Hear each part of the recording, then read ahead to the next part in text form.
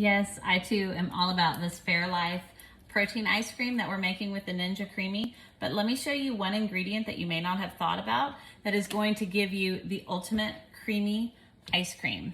And that's gonna be your avocado.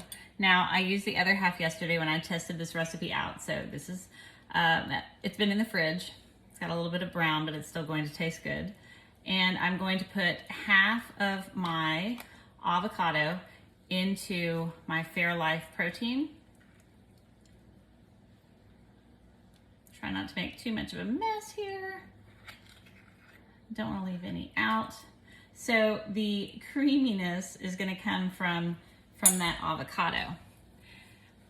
To disguise the avocado, I'm going to have 1 tablespoon, which is 5 grams of cocoa powder.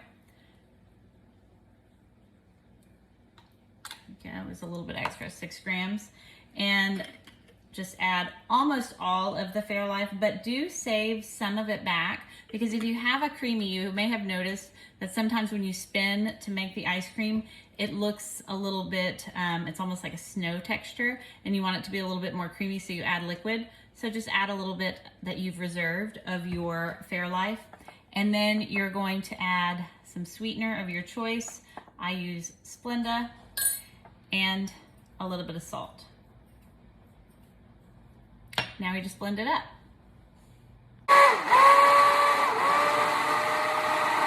You can probably see that this is more creamy than if you had just used like the Fairlife and the cottage cheese. So I'm going to put this in the freezer, and it needs to freeze for about 8 hours minimum, but it can stay frozen until you're ready to eat. Don't forget to take the reserved Fairlife, pop it in the fridge. You'll need that when it's time to respin.